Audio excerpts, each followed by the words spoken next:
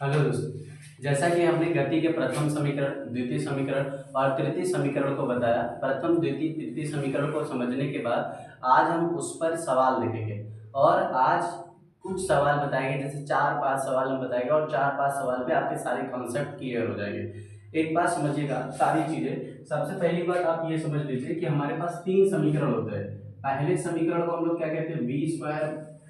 पहले समीकरण को हम लोग कहते हैं v प्लस वी बराबर u प्लस ए टी। दूसरे समीकरण होता है s बराबर U T plus half A T square. तीसरा समीकरण होता है आपका तीसरा समीकरण होता है v स्क्वायर बराबर यू स्क्वायर प्लस 2as। ये हमारे पास 3 समीकरण। पहला समीकरण v बराबर u प्लस ए टी, दूसरा समीकरण s बराबर U T plus half A T square, तीसरा समीकरण जो होता है बी स्क्वायर बराबर यू स्क्वायर प्लस 2as। इन्हीं तीनों समीकरण पर हमको क्या देखने होते हैं, सवाल। अब जो जो चीजें इसमें दे रखी है उसको लिख लेते हैं। v आपका क्या है भैया, v बराबर होता है अंतिम वेग। क्या होता है, अंतिम वेग। अंतिम वेग बराबर आपका क्या हो जाएगा भैया, अंतिम वेग किसमें मापा जाता है, मीटर पर सेकेंड में। फिर उसके बाद आपका u आपका क्या होता है, प्रारंभिक वेग। प्रारंभिक वेग बराबर, इसको भी किसमें नापते हैं, मीटर पर सेकेंड में। फिर ए को किसमें नापा जाता है, ए का आपका जो होता है त्वरण। ये होता है त्वरण, और त्वरण को मापते हैं मीटर पर सेकेंड स्क्वायर में। और फिर उसके बाद टी को किसमें नापा जाता है, टी को नापा जाता है समय में। ठीक है, टी को समय कहा जाता है और इसको नापा जाता है सेकेंड में। किसमें नापा जाता है, सेकेंड में। एस होता है यहाँ पे दूरी, जहां पर दूरी हो गया, और दूरी को किस में नापते हैं, मीटर में। तो ये हमारे पास कुछ वैल्यूज दे रखी हैं जिसको आपको याद रहना चाहिए अगर हमको सवाल लगाना है तब।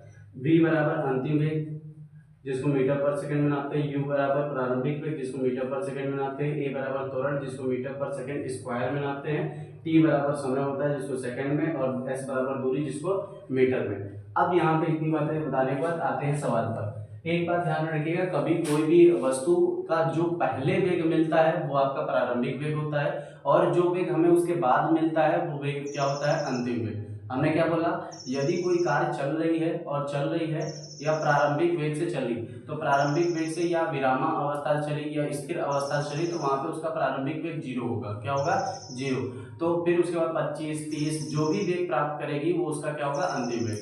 या कोई कार है जो आपका 25 किलोमीटर प्रति घंटे से चल रही है, वो फिर ब्रेक लगाती है, फिर रुक जाती है, तो जो पहले वेग था वो उसका क्या हो जाएगा, 25, वो उसका प्रारंभिक वेग। रुकेगी तो वो क्या हो जाएगा, अंतिम वेग। ठीक है। सो दोस्तों, अब आते हैं हम लोग सवाल पे। हमारा सवाल है, एक कार 5 सेकंड में 0 से 25 मीटर पर सेकंड का वेग प्राप्त करती है।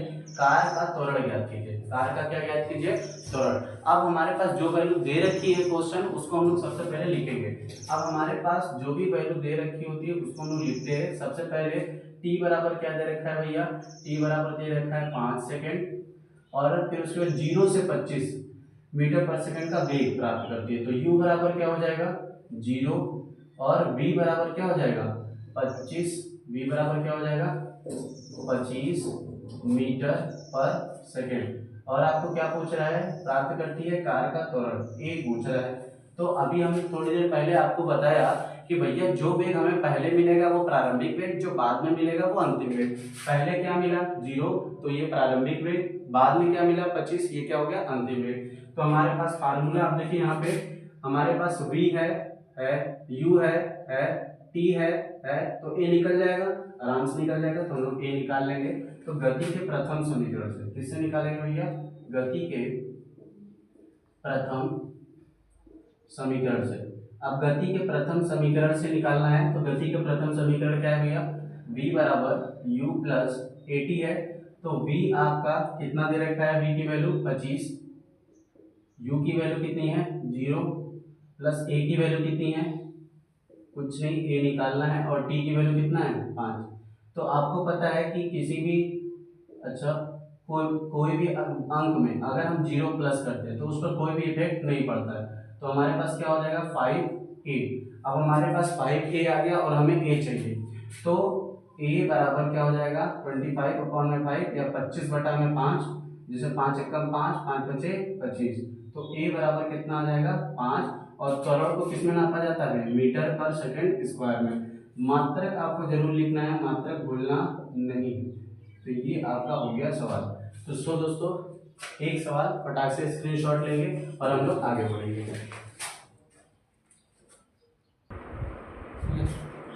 तो आप लोगों ने स्क्रीनशॉट ले लिया दोस्तों। अब हम लोग आगे चलते हैं। तो हम लोग आगे चलते हैं। हो गया, कोई नहीं, आवाज थोड़ा सा गड़बड़ था इसलिए वापस जाना पड़ा। अभी देखिए हम लोग दूसरा सवाल लेकर के आए हैं और इस दूसरे सवाल में क्वेश्चन नंबर 2 में क्या है, एक ट्रेन की प्रारंभिक वेग 20 मीटर पर सेकंड है। कोई एक ट्रेन है जो प्रारंभिक वेग उसका कितना है 20 मीटर पर सेकंड है, वह 4 सेकंड तक चलती है और उसका त्वरण, अब देखो त्वरण कैसे, यहाँ तो कहीं त्वरण लिखा नहीं, त्वरण कैसे पकड़ेंगे, हम लोगों को पता है उसका मात्रक, त्वरण का मात्रक क्या होता है मीटर पर सेकंड स्क्वायर। तो मीटर पर सेकंड स्क्वायर से हम लोग क्या समझ लेंगे कि ये क्या है त्वरण। तो भैया 2 मीटर पर सेकंड स्क्वायर की गति प्राप्त कर लेती है। अब अंतिम वेग प्राप्त करना है, तो आप अंतिम वेग और दो चीजें पूछा है, तो अंतिम वेग पूछा है और क्या पूछा है विस्थापन। तो हम लोग जो चीजें दी रखी है उसको नोट कर लेते हैं। सबसे पहले हमारे पास u की वैल्यू है, u नोट कर लेते हैं। u बराबर क्या है 20 मीटर पर सेकंड, चलो भैया 20 मीटर पर सेकंड। फिर उसके बाद टाइम मिल गया, टाइम कितना है आपका 4 सेकंड, टाइम कितना है 4 सेकंड। और फिर उसके बाद a क्या है आपका 2 मीटर पर सेकंड स्क्वायर। अंतिम वेग पूछा है, अंतिम वेग को किससे प्रेजेंट करते हैं v से, ठीक है। तो v आपको ज्ञात करना है। और क्या क्या पूछा है आपसे विस्थापन, विस्थापन किससे s से। तो आप लोगों को एक बात ध्यान में रखना होगा कि जो वेग पहले मिले उसे प्रारंभिक वेग और जो वेग हमको बाद में मिले उसे अंतिम वेग। तो हम लोगों को इतने सारे मिल गए। तो u बराबर 20 मीटर पर सेकंड मिला, t बराबर 4 सेकंड मिला, a बराबर 2 मीटर पर सेकंड मिला, और फिर उसके बाद v आपको निकालना है, s निकालना है। तो हम लोग देखते हैं इतनी सारी चीजों से हम लोग क्या इसमें से यूज कर सकते हैं। अच्छा देखिए पहला समीकरण में v निकालना है, u है, a है, t है, तो हम लोग v निकाल लेंगे आराम से। तो हम लोग क्या करते हैं सबसे पहले गति का प्रथम समीकरण लगाते हैं। तो गति आप ऊपर नीचे जगह नहीं है इसलिए हम ऊपर लिख रहे हैं, आप जब भी लिखेगा तो नीचे लिखिएगा। गति के प्रथम समीकरण, तो पहला प्रथम समीकरण है तो v बराबर u प्लस एटी, तो v बराबर u प्लस एटी है, तो v की वैल्यू आपको निकालना है, तो ठीक है।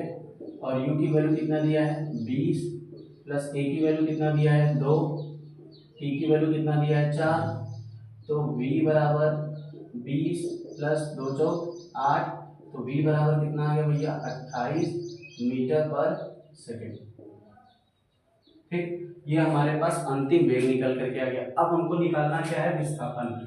विस्थापन निकालने के लिए, विस्थापन मतलब दूरी, विस्थापन देखिए है किसमें इसमें। अच्छा हमको प्रारंभिक वेग दिया है, समय दिया है, त्वरण दिया है, और क्या दिया है भैया समय। तो हम लोग क्या ये वाले समीकरण लगा सकते हैं, तो गति के द्वितीय समीकरण से, किससे, गति के द्वितीय समीकरण से। अब गति के द्वितीय समीकरण क्या है जरा समझिएगा। गति का द्वितीय समीकरण आपको यहाँ पे बताएं कि s बराबर U T plus half A T square है, तो आप लगाइए s बराबर U T plus half A T square. तो s निकालना है, विस्थापन आपको निकालना है। प्रारंभिक वेग कितना दे रखा है 2, t बराबर कितना दे रखा है 4 प्लस 1/2 गुणे a की वैल्यू कितनी दे रखी है 2 बराबर गुणे 4 का स्क्वायर। तो s बराबर 2 चौक 8 प्लस 1/2 गुणे 2 गुणे 4 चौक 16, 4 का स्क्वायर कितना हो जाएगा 16, 2 से 2 कट जाएगा एक बार में, 16 का गुणा 1 में करेंगे तो 1 आ जाएगा, 16 आ जाएगा, और 8 प्लस 16 तो कितना आ गया भैया 24। ये आपका 24 मीटर, ये आपका क्या हो जाएगा विस्थापन। सो दोस्तों हम लोग अंतिम वेग और विस्थापन दोनों के दोनों क्या कर लिए, कैलकुलेट कर लिए। थैंक यू दोस्तों।